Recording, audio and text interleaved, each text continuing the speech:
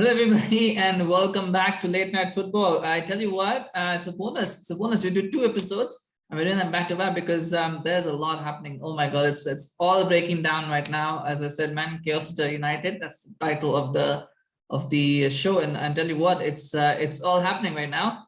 We just had breaking news about Ronaldo while we were doing the other show. By the way, if you haven't checked that out, do watch it. It's a wonderful, wonderful watch. So do check that out. But we want to talk more about that because that kind of just broke through as we were doing the show. And then there's some more news about Frenkie de Jong as well. I have to take his name because damn, that's going to be tough. But let's start with the big news. Let's start with Cristiano Ronaldo. We've got Knayha joining me on the show. Knayha, welcome. Thank you so much for joining. I wish I could see it's great to have you in better circumstances, but it's all breaking down. So let's start with Cristiano Ronaldo. So the news broke that Ronaldo has told Manchester United that he wants to leave. That basically he said that he does not feel that United are going to match his ambitions. That he wants to leave the club. It's not being reported by multiple sources. Knayha, I mean, I gave my take on it, but I'll ask you first. What's your take on this whole situation with Ronaldo?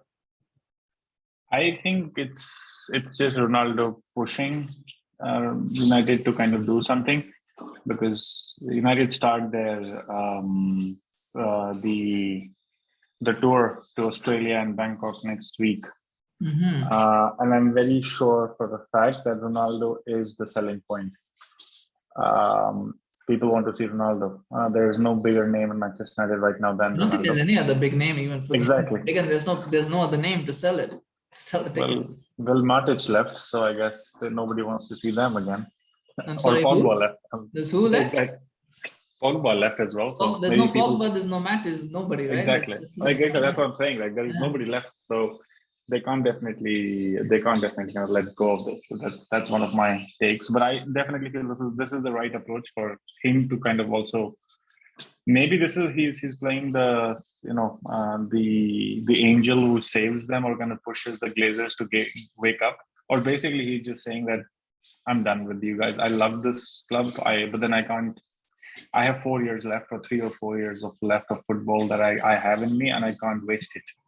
And I don't blame him on this. It's a logical decision, but it just hurts, and this shows how terrible Manchester United is right now. Yeah. I mean, to be fair, I don't think it's one of those I mean, it might be about putting pressure on United, but I don't think it's just that. I do think, and this leads into what we're going to, maybe he found out early enough what we just found out about Frenkie de Jong. Exactly. We'll come to in a second, because that is a big indicator as well of where United are at the moment. And maybe I don't think he has 3 or 4 years, to be honest. I think he has 1 or 2 at most, because this year's the World Cup. I think that's going to be his last tournament for Portugal for sure. I don't think he's going to continue beyond that. He might have a couple more years in MLS, but I think playing in the Champions League at the top level, I think he's got maybe 1, maybe 2 years left. And United are not winning a title this year or next year. They're not winning any trophies now. I think I'm adamant about this, that they're not winning any trophies. And when we do the preview, we'll actually talk about where they might finish. But if that is the case, then I don't blame him. I think it's a fair point to say, well, if you're not gonna win a trophy, forget about winning the title. You're probably not even going to win a trophy this year. That doesn't really make sense for me to stick around, and for what? So I don't think it's just a pressure thing. I think he's basically put this out there for other clubs as well, to say that I want to move, and maybe this might also mean a reduction in his wages that he might be taking. Now we'll come to the point about the clubs that are mentioned, and the 3 clubs that are mentioned: Bayern Munich, Chelsea, and Napoli. What's wrong with that picture? Bayern Munich have already probably said that they're not interested, and it makes good sense. I mean, do you see? I mean, we just spoke to Nishikant. Nishikant doesn't think Chelsea is suited for him, and that I don't know what you think about that, about Chelsea. So, but in Napoli, just seems like I mean, as bad as United are, that seems at best that seems like a lateral move, because all he's doing is he's going there to play Champions League football, but Napoli are not going to win it. So, is it really worth going to Napoli just to play, just to get Champions League football, just to say that he's a Champions League player? That one just seems a bit deal, doesn't it? Yeah, definitely. And Napoli just doesn't seem right when and they don't even win Serie A. They're not going to win Serie A either, so it doesn't really make any sense from that perspective either. Yeah, exactly. And Ronaldo's always went to clubs that have won, that are the champ, that kind of have won the league they're in at least. He's not gone to clubs which kind of struggle and trying to fight for Champions League football. Chelsea does seem logical. I feel Chelsea could be an option, because Chelsea does need somebody, because they don't have Lukaku, and they let go of Lukaku as well. And I don't see Uh, And they're not getting a Pina either, so it does. exactly, and I feel that this is going to help them to kind of set the whole team up as well, just to have some focal point like they've always tried to have. So but yeah, it's a very. I don't see him go. Maybe I don't see him going to any Premier League club just for the fact that because of the choice that he made to come to Manchester United and didn't go to City. He could have just gone to City then, or he can still go to City now. Then City have signed Haaland. That doesn't make sense. So he doesn't want to compete with somebody. So yeah. So unless Newcastle come up and say basically, do you want to join here? But then that's still a very big unknown. Yeah, Yeah, Newcastle would have been 3-4 years down the line. Newcastle would have been a move. Right now, I don't think Newcastle is where he wants to go. I think PSG might also be interested because Mendes is looking for clubs. But then this could also be one of those moments where Mbappe, if Neymar leaves, like the talk about Neymar leaving as well, if that kind of happens, then Mbappe, Ronaldo, Messi. That's just like that would be like that would be the FIFA version, right? And that'd be what we would do on FIFA. You know what, Neymar, there's a big scoop on Neymar, by the way. We, in our other video, without giving spoilers away, do check that one out. Gaurav gives a very good scoop on that. I shouldn't say very good, but he gives a scoop. It's not reliable. It's not at all reliable, but if it does work out, we will say that we broke it first. But do check that one out in case you're wondering what Neymar's future might look like. But I don't see PSG taking Ronaldo on. Just to be honest, I don't think Mbappe would want to share. I mean, he's already sharing the spotlight with Messi. I don't think he'd want to share that spotlight with Ronaldo. Again, assuming the fact that they even have the money to pull that deal off. I just don't see where he can go. And Chelsea seems like the more than Napoli, the club that I think he could go to is Sporting Lisbon. I mean, he has more chances, and I'm not saying that Sporting Lisbon is going to happen, but he has more chances of going to Sporting Lisbon than Napoli, because at least Sporting Lisbon at least try to win the Portuguese league.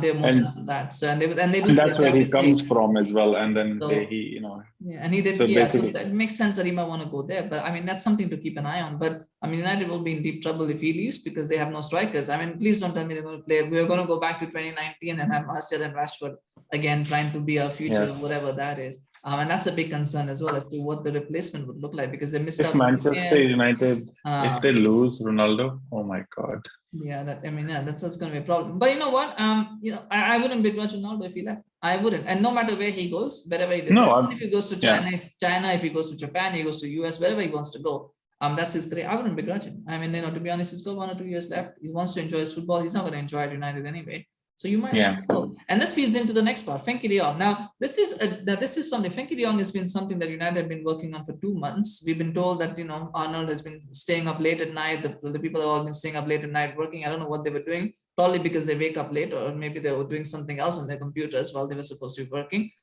Is the only explanation that I have of why they were staying up late to do this, Neil. But now, reports are that that Barcelona don't want to sell Frenkie de Jong. This is now the first official time that somebody has come out and said we don't want to sell Frenkie de Jong. They've never said this before. They've said it will be dictated by financial realities, but now they've said we have no intention of selling them, which means, and we know what Frenkie de Jong has said, if Barcelona don't want to sell him, he's not going to leave. He's always said that. Yeah. So does this mean now? I mean, there's one small part about the salary being an issue, and it's whether Frenkie de Jong wants to take a pay cut or not. I don't see that as a major issue. I think he might take a pay cut. They can obviously work out a deal in some way where he makes more towards the end of his contract than now, something like that. So is it fair to say that this deal is dead in the water? Knayha, do you think this deal is... I think this is exactly how Laporta, I think I would basically say that the deal was agreed. Like United didn't have a problem with paying 85 million. Like we never said that we're not going to pay 85. It was all subject to Barca being okay to sell Frenkie de Jong. So basically, Barca was just buying time to understand how bad their financial situation is. But with the deals that went through with Longley and Luke de Jong happening, and players leaving, so that kind of opened up some money there as well for them. So I feel that Barcelona right now feel that there is a very high chance if Frenkie de Jong takes a salary cut, they don't need to sell him. But then the main question is, how big is that salary cut? And what happens? But then that just comes, the deal is done in my mind. This is not happening. This is not going through now again. And then I don't know what happens to Erik ten Hag now, because he's been sold a vision. I mean, that's the worst part, because I think, there's so many layers here. First of all, Erik ten Hag, I think, needs to be blamed a little bit as well, not his fault entirely, but he basically said he wants Frenkie de Jong. And I mean, he obviously should have known better that United don't work on more than one deal at a time. So, you know, the Malacia deal happened as it happened, but he should have known that. I don't think he should have been as adamant to try to get this deal done. But in trying to get this deal done, they've now missed out on quite a few players that they probably could have got otherwise. So that's a problem. They don't have any backups for him because I don't think Ten Hag really has any idea of any. I don't think that there are too many players who can play like him anyway. But even otherwise, they missed out on so many players. Now they're going to have to go back, and everybody knows they've got 85 million euros burning in their pockets, so they're going to have to try to sign somebody for that. But most importantly, I mean, United just taking 2 months. They didn't need to take 2 months to do this deal. They just didn't. It was a matter of going in, paying what Barcelona. Either you pay what the Barcelona want, or you get out of it. But one way or the other, you've got to try to figure out. And they just kept dragging it and dragging. Even last week, 2 weeks ago, apparently we said the deal. I mean, we were doing the video for last week, right? And when we said the deal is mostly done. It's just a matter of, you know, like we were saying, yet they still took another week just to try to negotiate add-ons and stuff like that. Those things, you've got to move quickly these days in the market. Otherwise, either somebody else comes in or, you know, things get, and it's just, I don't know. Is that? I just feel that the problem here is the fact that there is no backup. Yeah. It's just like you basically, either you just kind of be like, tell Barca, like, we need a decision tomorrow, otherwise we are off. So you can do whatever you want. Or we basically kind of say, we want him tomorrow. And that's it. This is the money, take this money. We have accepted. It's like how Chelsea did it with Rafinha, exactly. Right? They went 10-60 million, there you go, that's the money. Now that deal is being handled because of Rafinha, it's different. But you go and you take the money, right? You don't. But then it's clear with the club. The club doesn't have a say anymore.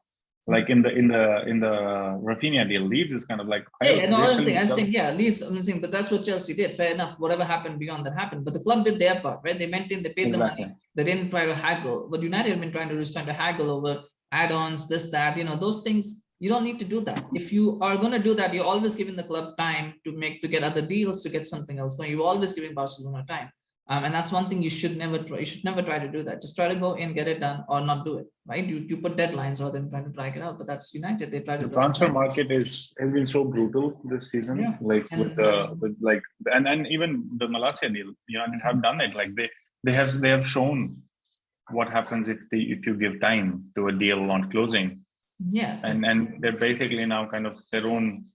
They're basically like saying that, oh, we didn't learn from this. Oh, there was something to be learned. Oh, okay. So I don't know what Rachel. I think they got over. Yeah, I just think that they were trying to be over smart. And I think they just figured that, well, he has to leave the club, but nobody else is interested in him, so we have time. And now, you know, Barcelona have come in and said, well, guess what? We don't need to sell him anymore. It will be interesting what that means for the Rafinha deal, though, for Barcelona, because if they're keeping Frenkie de Jong, does that mean they can still sign Rafinha? Because that was something that they were talking about. So I'm not sure what's going to happen there. So I think there is a lot happening, and with the Barca, it's so unclear with the Barca financial issue. But what's the scope like? Because everybody, first of all, it was like 30th of June, everything needs to be decided. And then we were like, and then the reports came, no, there's nothing to do with 30th of June that's related to it. It's something else. And so it was kind of a lot of mixed messages in a way. So I really don't know, is Barca playing everybody or basically like really smartly here? Like because, you know, they're holding it. Like if you just do a Barcelona, how many players Barcelona is holding on to and how many players they've been, how many of their players have been talked, like incoming and outgoing. So like with Rafinha coming in, Frenkie de Jong, now Longley, a loan deal kind of being discussed. They're pushing for even for Lewandowski is still Kessie there. and Christensen are coming in. Kessie Marcos is Alonso, Christensen. I believe Marcos Alonso is still on there as well. So yeah, that's 6 players right there. So yeah. I'm like this is like if somebody had a the how to manage a transfer market without kind of selling somebody but being in the news every fucking day. That's how you do it. And but then this goes back into the point that does Ronaldo know that this is not happening? This is dead in the water already. Because it can't be a coincidence that these two news break so.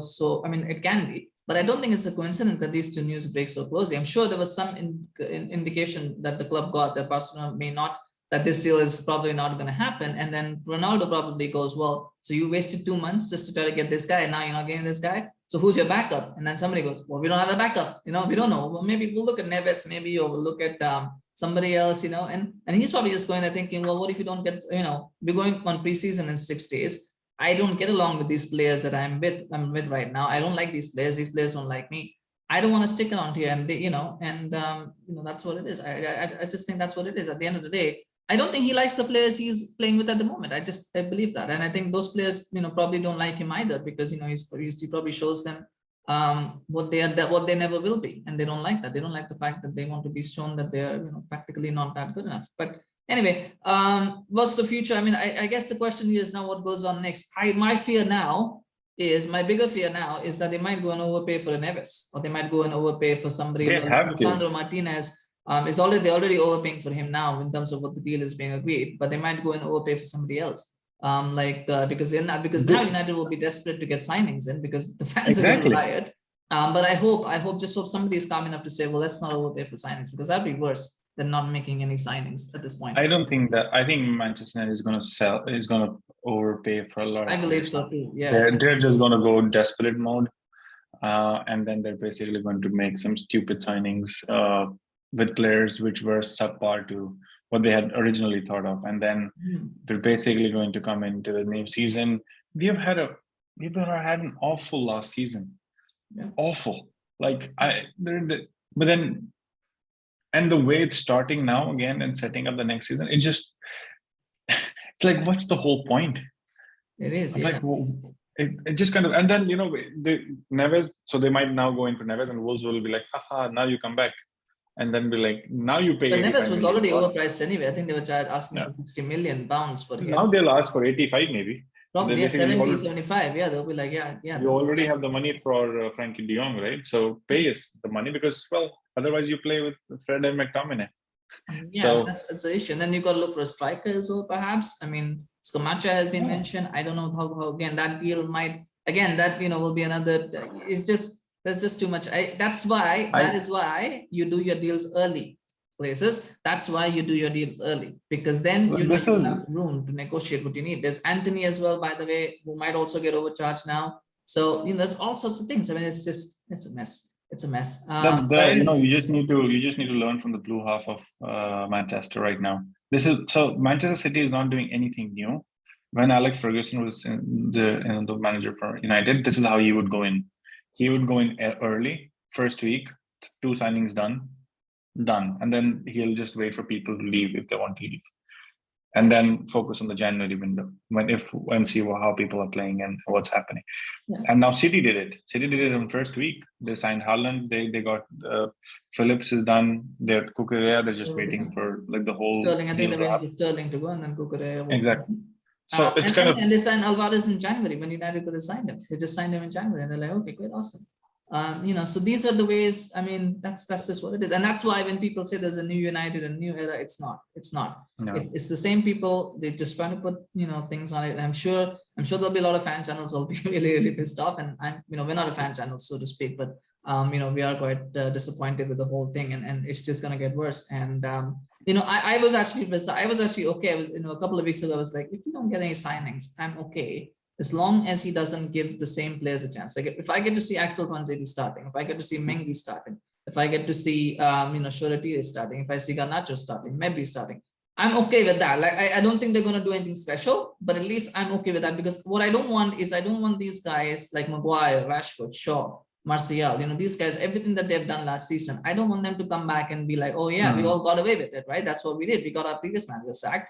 That's great. We're all back in the team. If Ten Hag tries to act too funny, we'll get him sacked as well. We'll get somebody else in. The manager, what are they going to do to us? The fans can complain on Twitter, and that's what it feels like. It just feels like we all said something and we all promised something, and now here we are, right back where we started. So anyway, I don't want to keep you too long. I mean, I don't want to make this a rant session, because it is kind of sad. It is kind of depressing.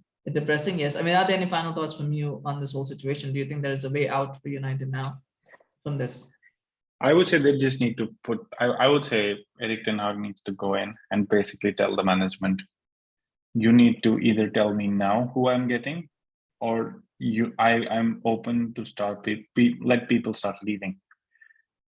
I think the problem I'm is not fine. about people leaving. The problem is who's going to buy them. Like their wages are so high, nobody even No, wants I'm them. saying no, like let's say like if Ronaldo, so like I'm saying, if Ronaldo wants to leave, he's not going to stop him. He's basically going to I, I he's think if Ronaldo wants to leave and if some club wants him, I'd say, yeah, we'll exactly see you. no Bye. You know, I exactly. don't But then mind that. exactly? But who will Yeah. come for it? You don't know. Yeah, But that's the thing. I think that's for that's Ronaldo and his agent to decide, right? If they can find yeah. a club, fair enough. You know, you go on, you move on, no big deal. Like I said, I would just go to Ronaldo and his agent and say, you know, listen, I have no problem as a manager. I have no problem with you leaving. If you can find a club who takes you, you are my blessing. Just speak to the board, let them decide. Let Arnold and Score decide if they want to let you go.